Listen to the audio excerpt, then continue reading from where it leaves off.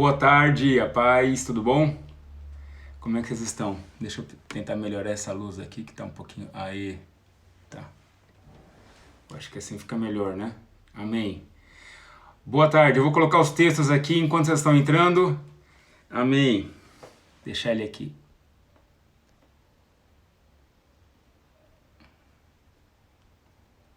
Pai, Ju.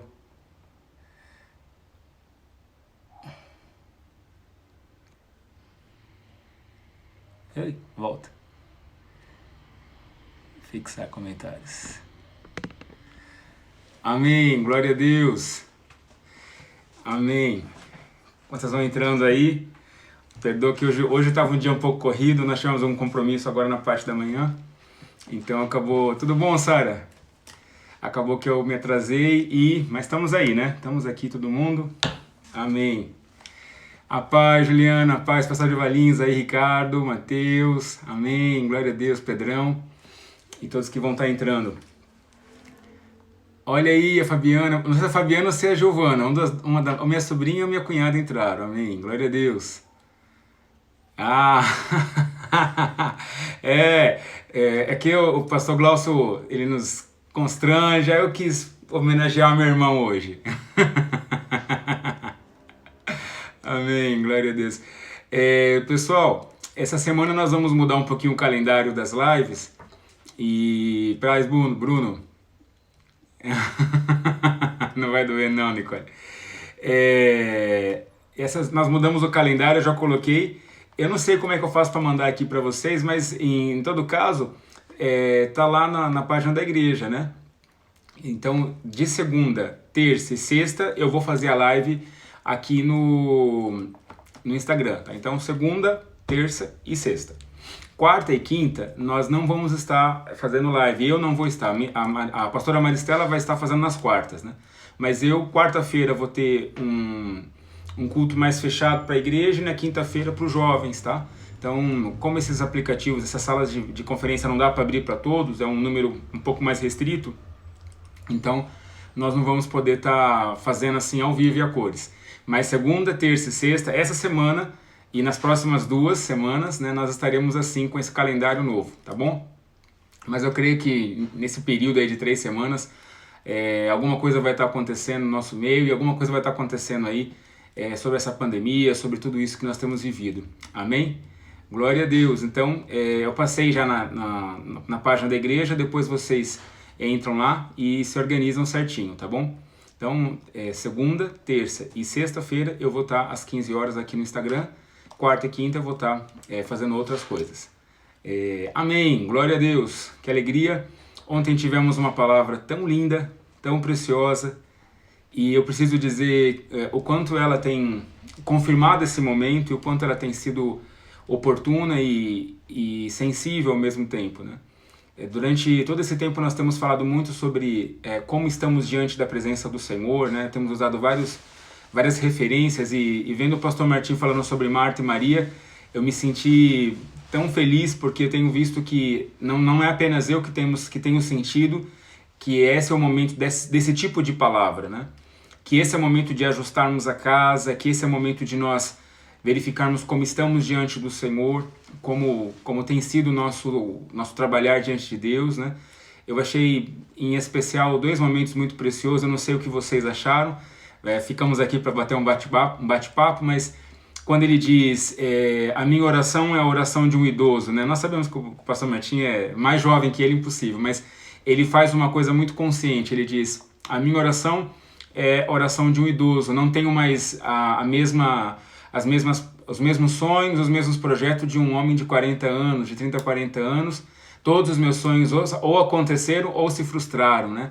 Mas eu preciso encontrar uma oração que te agrade, eu preciso encontrar um lugar que possa fazer uma diferença. Eu achei isso muito precioso, né? Me fez lembrar de Davi, eu sempre gosto de falar sobre Davi, me fez lembrar de Davi. Nós não começamos a pregar não, fiquem tranquilos. Quando Davi faz o Salmo 23, que ele praticamente faz no final da vida dele, ele consegue dar para nós um panorama de como é o agir de Deus, como Deus age, né? Quando ele fala, ainda que eu ande pelo vale da sombra da morte, não temerei mal algum, porque o Senhor está comigo.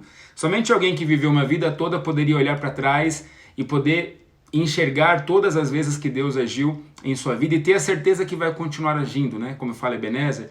Então ontem o pastor Martim foi de uma sensibilidade, de uma palavra tão linda, tão preciosa, do alto mesmo. O próprio Senhor falou através da boca dele, quando disse que nós temos que ter uma oração que faça um sentido, né? Amém, Neila! Olha aí, Alaska! Também quando ele fala no final sobre como estamos gastando o nosso tempo e que sairemos daqui consumidores diferentes, né?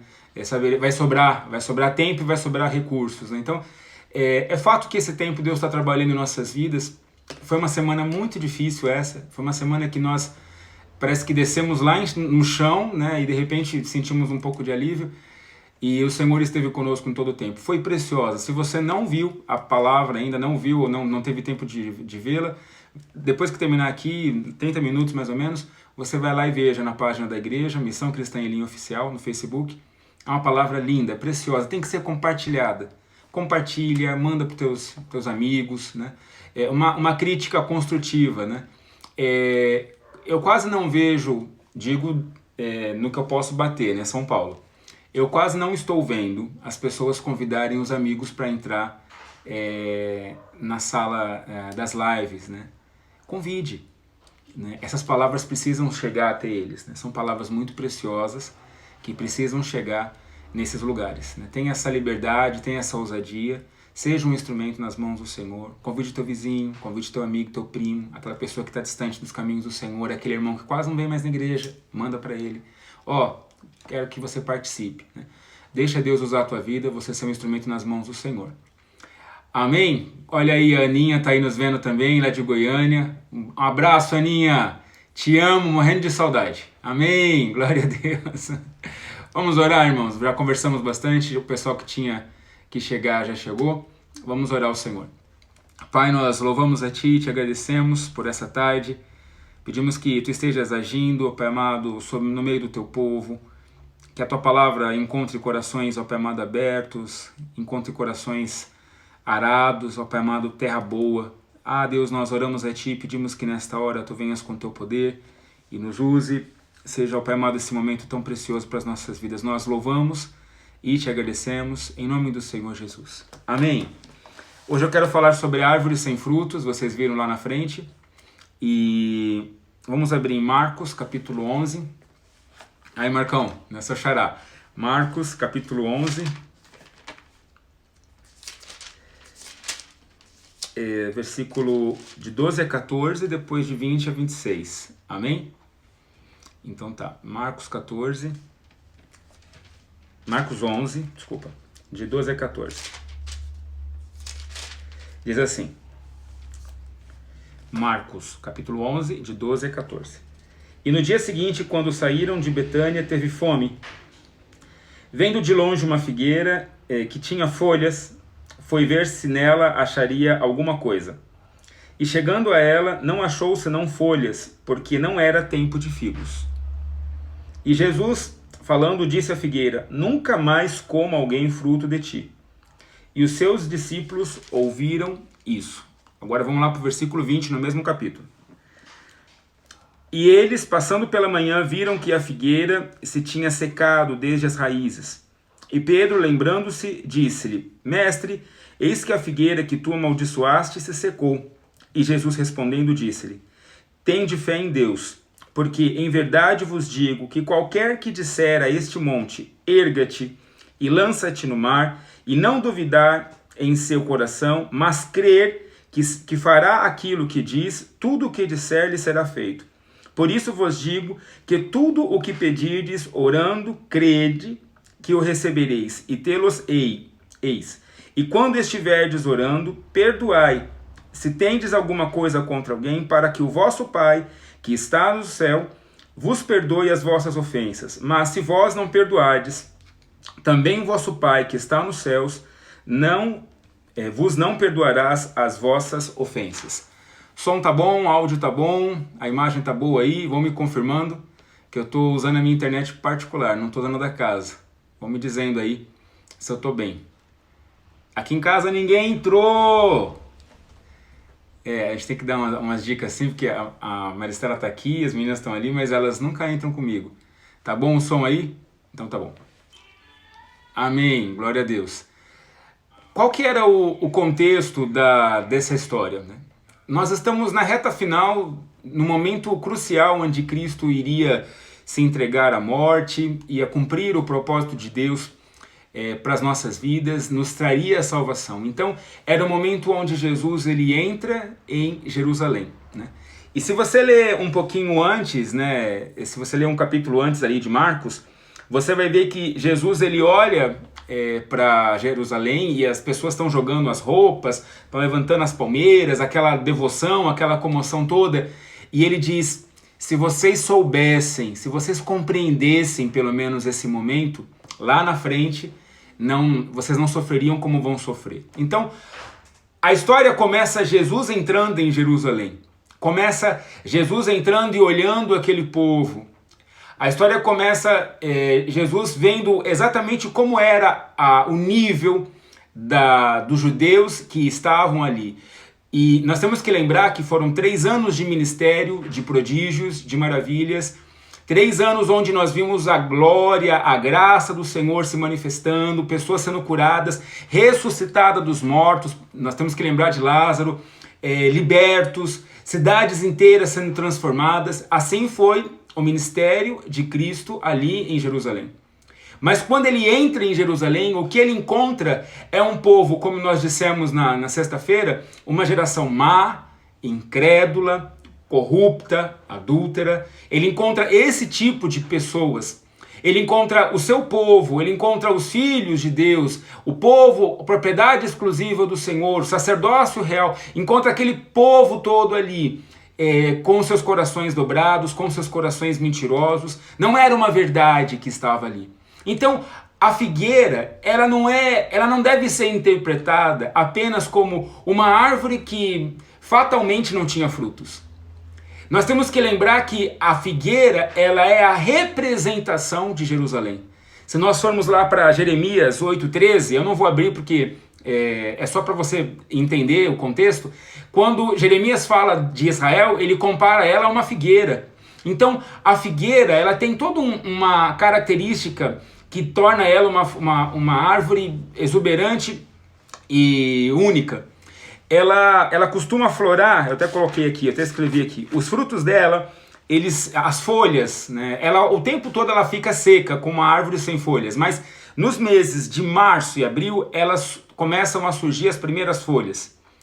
E as folhas surgem em março e abril, mas os primeiros frutos são colhidos, ou melhor, os frutos são colhidos em agosto, em algumas vezes em dezembro. Então nós temos aí 4 meses onde nós vemos uma transformação. 2 que realmente surge, dá sinais de que ela vai começar a florar e dar fruto, e depois a colheita em si. Então podemos dizer que de abril até agosto, todas as folhas têm que dar lugar às frutas e os frutos têm que ser colhidos, né? Com salvas exceções que você tem um fruto tardio. Mas se tiver folha, significa que vai ter fruto, né? O indício, o surgimento, o aparecimento de folha na figueira é sinal de que vai ter fruto. Da mesma forma que entrar em Jerusalém e ver as palmeiras sendo levantadas, da mesma forma que entrar em Jerusalém e ver as pessoas estendendo as suas roupas para que Jesus possa curar através de sua sombra, é uma evidência de que ali existe um povo que ama Ele, que ali existe um povo que o busca, que ali existe um povo que o adora. Ali é uma evidência de que talvez ali esteja um povo que realmente está fervoroso, que ama o Senhor, que busca o Senhor com todo o seu coração, né? Mas nem sempre as evidências realmente são verdadeiras. Então, quando Jesus ele entra em Jerusalém, ele sente fome, e então ele olha para todo o contexto e vê o quê? Figueiras secas, não era tempo. Ele olhou e disse, não tem nada aqui, tanto é que ele avista a longe, poxa, mas aquela ali tem folhas. Então quando ele chega na figueira, ele investiga, não era tempo de figo, não era tempo. Por que não era tempo? Porque, como todas as árvores naquela época, mesma região, mesmo terreno, mesma chuva, mesmo solo, mesmo tempo, alguém tem folha, então vamos olhar se tem fruto. Não tinha fruto. Então, quando a figueira não apresenta fruto para Jesus, ele dá uma ordem como Deus. e diz: nunca mais ninguém coma fruto desta árvore. E aí, vamos parar aqui e vamos entender os outros contextos de árvore, né? Existem vários, mas eu vou pegar só dois. Vamos lá para Números, capítulo 17, versículo 8. Números, capítulo 17,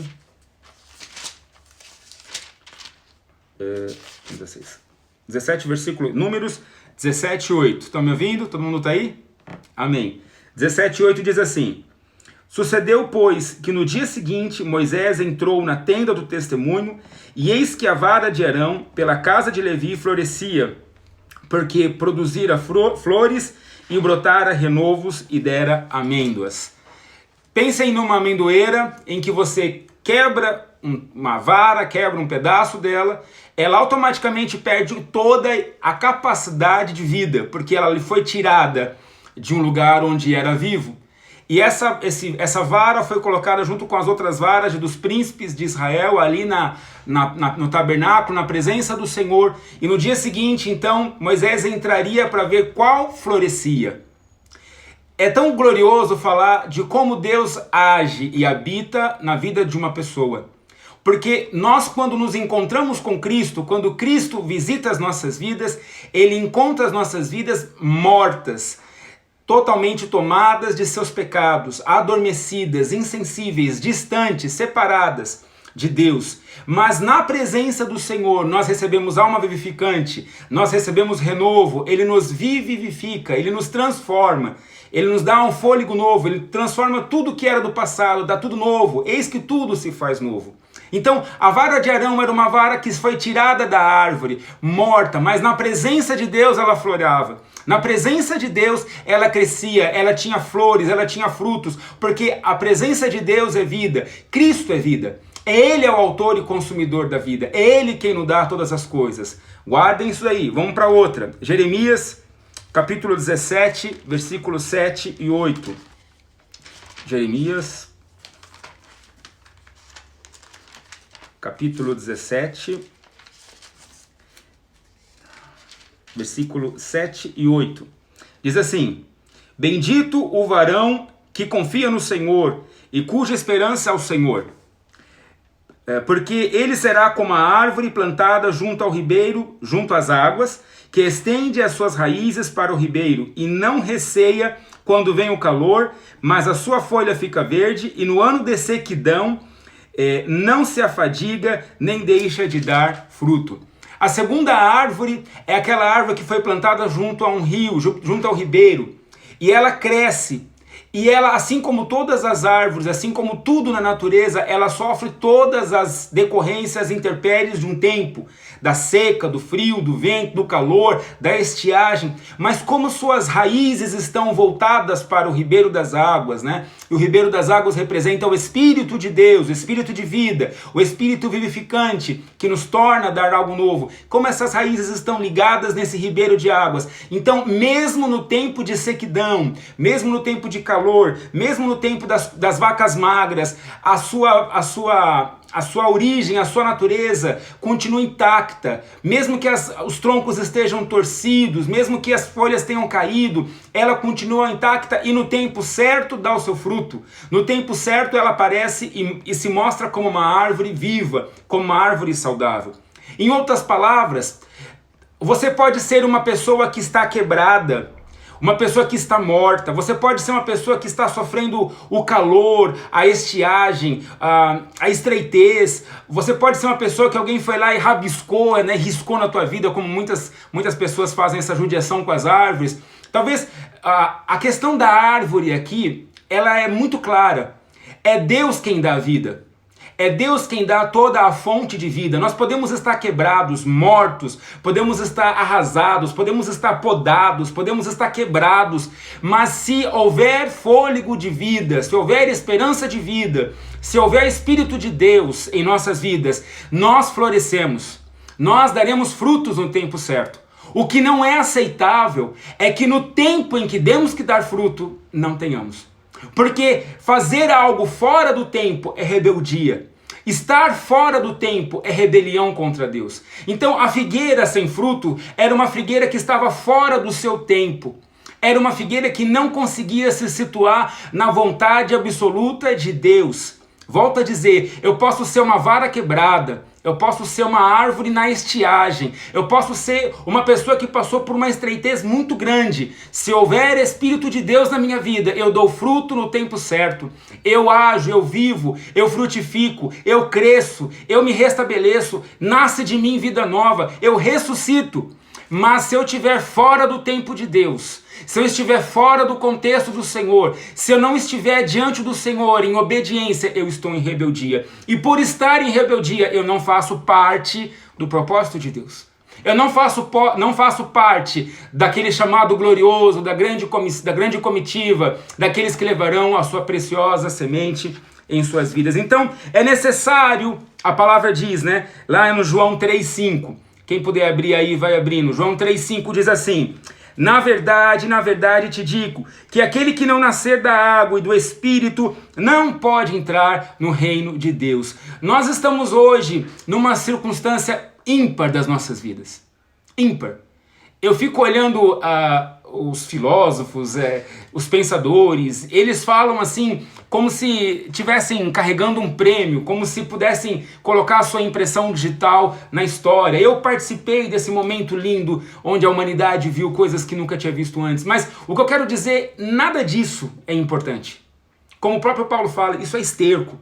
Porque nós estamos em que momento ímpar da história? O momento onde podemos, de uma vez por todas, ajustar as nossas diferenças, as nossas falhas, as nossas borras, que nós podemos colocar tudo isso no altar do Senhor e dizer: Senhor, eu reconheço o quanto eu tenho andado segundo a minha vontade. Porque eu já sei que tu estás em Jerusalém, eu já sei que tu já vieste a nos salvar, eu já sei que tu estás pronto para isso, e que tu estás olhando o povo duro, incrédulo, mau, perverso, adúltero. O Senhor tem olhado para a minha vida e tem enxergado todas essas coisas, porque essa é a nossa natureza. Essa é a natureza de homem, a natureza da mulher natural, racional desta vida, deste tempo. Então, Jesus ele está olhando para esse contexto e olhando, olha, se pelo menos vocês estivessem quebrados como a vara de Arão, ou se talvez vocês estivessem como a árvore lá de Jeremias, que enfrenta o calor, a sequidão, se vocês estivessem assim, haveria esperança. Mas por estarem fora do tempo, por estarem numa aparência do que não é, por mostrarem o que não são, por falarem o que nunca entenderam, porque muitos falam de Deus sem saber quem Ele é, muitos pregam ao Senhor sem saber exatamente o que Ele tem para dizer. Não há uma revelação no Espírito, porque nasceram até nas águas. Quantos cristãos foram batizados? Talvez todos que estão aqui sejam batizados, mas quantos nasceram no Espírito? Quantos têm uma revelação? Quantos que escutam a voz do Espírito Santo? Não é o misticismo que nós trouxemos da vida mística dessa vida, mas é simplesmente a revelação do Espírito, aquela presença inconfundível que nos molda, que nos confronta, que nos faz perceber que Deus é real, que Ele está vivo, que Jesus vive. Quantos estamos tendo essa experiência? Quantos nascemos no Espírito? Eu vejo homens e mulheres 15, 20 anos na igreja, nunca tiveram uma experiência com o Espírito Santo. Já tiveram orações, já colocamos a mão, já falamos, já trouxemos profecia, já oramos, mas quantas experiências você teve no Senhor? Quantas vezes você entrou na presença do Senhor e falou ali na língua dos anjos e tirou você do eixo, e você pôde falar com o Senhor e saber que o Senhor estava falando com você? Nascer no Espírito é algo tão mais profundo, porque nós temos que compreender os tempos. Nascer no Espírito é saber a hora de perder folha e a hora de dar folhagem. Nascer no Espírito é saber que é tempo de sequidão e que eu não posso estar diferente do que todo o resto. A não ser que eu tenha uma palavra firme e vigorosa para este tempo, eu tenho que me comportar como todos. Então eu acho estranho, quando todo mundo está dobrando o joelho, orando, alguém está fazendo festa. Quando todo mundo está clamando ao Senhor, alguém está dando palavras boas. Como o próprio Jeremias fala ao povo: olha, cuidado com os profetas que estão falando coisas que não vêm da minha boca. Porque é exatamente isso que nós não queremos nesse tempo, que nós tenhamos folhagens, que nós tenhamos aparência de fruto, sem realmente termos fruto. E não é apenas isso. Nascer no Espírito significa ter fé.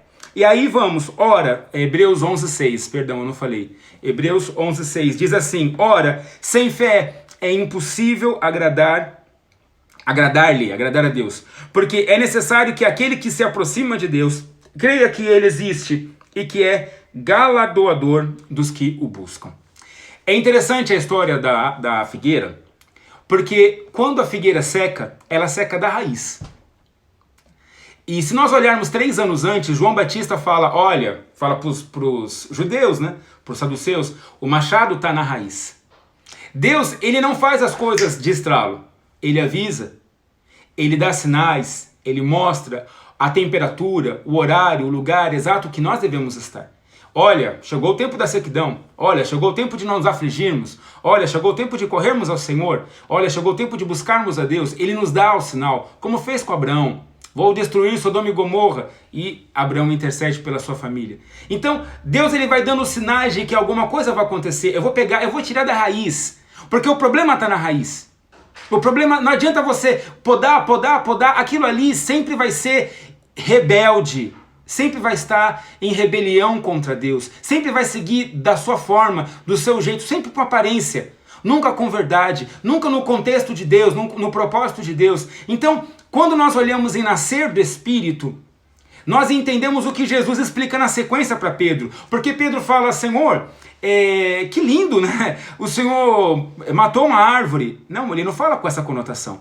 Ele quer entender por que aquela árvore foi seca.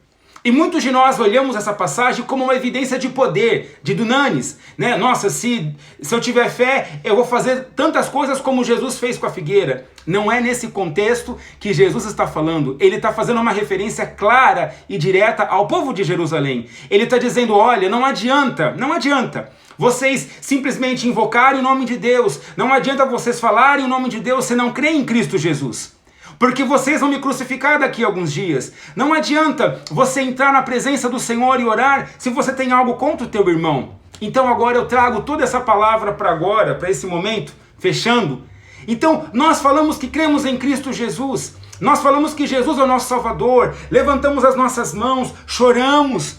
Qual é o fruto? Você tem fé? Você tem crido? Tem se comportado como alguém que tem crido?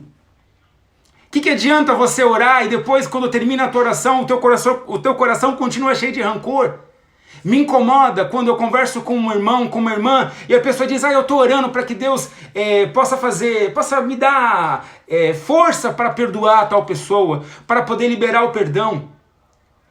Porque é tanta dureza no seu coração, a cerviz é tão dura cerviz fala disso, né, que você não dobra. Então a dureza é tão grande que a pessoa precisa de um tempo para perdoar.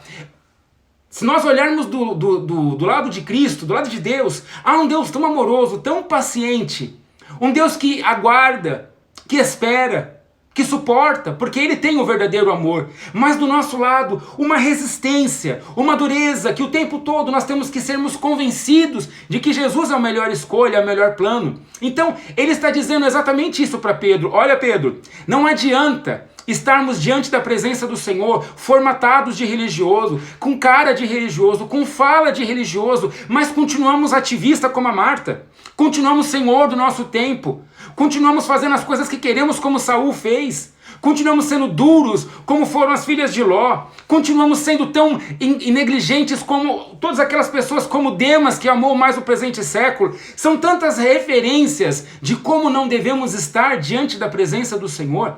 Então ele fala, não adianta, porque isso tudo é ausência de fé. Nós não cremos em Deus. Nós que aceitamos a Cristo Jesus, precisamos ter sinais de remissão.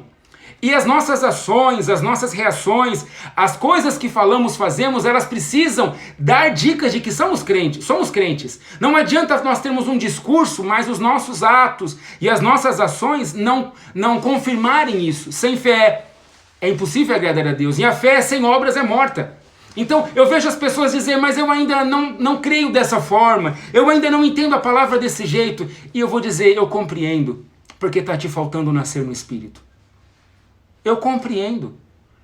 Porque você tem folha na hora que você quer. Você dá o fruto na hora que você acha que tem que dar. Mas nós estamos esquecendo que um dia Jesus vai pegar a sua vida e vai querer colher o fruto. Vai chegar um dia onde Ele vai passear pelo seu pomar aqui na terra e vai dizer, eu quero o fruto dessa vida. Eu quero encontrar um fruto nela que seja. Eu quero encontrar uma evidência que eu sou o Senhor, Criador de todas as coisas, a autoridade máxima de sua vida. Porque é exatamente isso que Jesus está falando. Duas coisas básicas. Amarás ao Senhor, teu Deus, acima de todas as coisas, que está quando ele fala sobre fé, e depois amarás o teu próximo como a ti mesmo. Ele está falando de duas coisas básicas, simples, que nós não conseguimos cumprir. Mas temos a folhagem de um religioso, temos a cara de um religioso, temos o comportamento de um religioso, mas isso não quer dizer que somos uma árvore que tenha frutos. Então, quando nós olhamos a história da figueira, nós nos constrangemos e dizemos, Senhor, eu não posso ser essa árvore nos dias de hoje. E o tempo é para que nós possamos entrar na estiagem. O tempo é para que nós possamos falar, Senhor, se há alguma coisa que está demais na minha vida, caia. Eu não me importo, eu suporto o calor porque as minhas raízes estão presas no Espírito. Eu nasci no Espírito. Eu nasci no Espírito Santo também. Eu não me importo, pode fazer cair. Cair o meu orgulho, cair a minha vaidade. Nossa, como é difícil o orgulho do homem. Está errado, mas não quer dar o braço a torcer. Quer convencer a Deus que você está mais certo do que a palavra que Ele tem dado para a tua vida. Você sabe do que eu estou falando. Então, a questão toda é, Jesus entrou em Jerusalém. E Jesus vai entrar na igreja. Mas Ele vai levar a noiva. E vai ser uma noiva sem ruga, sem mácula, sem mancha. Não vai ser uma noiva bonita aos padrões do mundo, verde, florada, né, com a sua copa grande, cheia, exótica. Mas vai ser talvez aquela árvore com várias marcas das ações do homem. Eu tenho uma árvore aqui em casa que toda vez que passa um caminhão quebra um galho dela. Ela é uma árvore cheia de contornos, né, cheia de torcidas. Talvez o seu tronco seja todo torcido, rabiscado. Talvez a sua vida seja toda cheia de marcas. Talvez você foi um tronco que ficou jogado na rua, morto, e Jesus foi lá cuidadosamente, plantou e cresceu de novo. No céu nós encontraremos pessoas marcadas, quebradas, torcidas, pessoas que vão ter formatos únicos, exclusivos, mas no céu nós não vamos encontrar gente fora do tempo. Nós não vamos encontrar pessoas que nunca refletiram a glória de Deus, a autoridade de Deus, a santidade de Deus. Nós não vamos encontrar esse tipo de pessoas lá.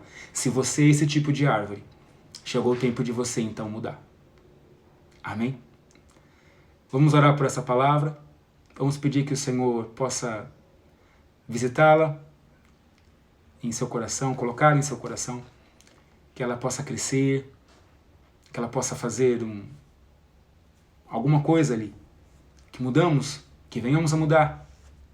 Não podemos estar assim, não diante de Cristo. Ele está nos olhando, Ele tem contemplado a todos nós. E Ele quer a cada um de nós. Ele quer a cada um de nós. Amém? Vamos orar ao Senhor. Pai, nós oramos a Ti e pedimos, Senhor, que nesta hora Tu venhas com Teu poder. Ah, Senhor, que Tu visites, Senhor, os meus irmãos e irmãs. Tu fales, ó Pai amado, as suas vidas, Tu os mude. Senhor, sabemos que temos passado por tantas coisas, tantas lutas. Não nos importamos em perder, ó Pai amado, consideramos tudo como esterco, como nada, como lixo. Mas a única coisa que não abrimos mão, Senhor, é de estarmos ligados no Teu Espírito, no Teu Espírito de vida, que nos traz, ó Pai amado, vida nova, vida abundante. A única coisa que não abrimos mão, Senhor, é de sermos propriedade Tua, de termos a Tua marca, que no tempo certo daremos os frutos, que seremos, ó Pai amado, Senhor, vivos, porque temos e carregamos a Tua presença. Eu oro pelos meus irmãos e irmãs, fortaleça-os, ó Pai amado, em suas casas. Ó Pai amado, fortaleça a Tua presença neles. Levanta-os, ó Pai amado, nesse tempo. Que aqueles, ó Pai amado, que estão, ó Pai amado, longe e distantes, que eles possam ter um concerto contigo. Eu oro a Ti, Deus, e clamo nesta tarde. E lhe peço que Tu continues a fazer, ó Pai amado, uma obra linda. Queremos esse avivamento. Oramos por isso, Pai. Em nome do Senhor Jesus que eu oro e lhe peço. Amém. Amém. Glória a Deus. Aleluia. Eu vou tentar salvar esse vídeo, não sei se eu vou conseguir. Mas que o Senhor nos ajude a sermos árvores que deem o fruto no tempo certo. Não se importe se Deus está trabalhando com a tua vida, você está caindo folha. Não se importe com isso. Se importe de estar no tempo errado. Isso sim não pode acontecer. Amém? Amanhã teremos live, então ó, as nossas lives serão agora, essa semana e nas próximas 2, tá? Então essa semana, a outra e a outra. As lives serão de segunda, terça e sexta, comigo. E aí com a pastora Maristela, segunda, quarta e sexta, mas aí nas 16 horas, tá bom? Com as crianças, né? Então tá, um grande abraço, Deus abençoe, abraço para os pastores que estão aí, a todos os meus irmãos e irmãs que puderam participar hoje. Fique com Deus, a paz.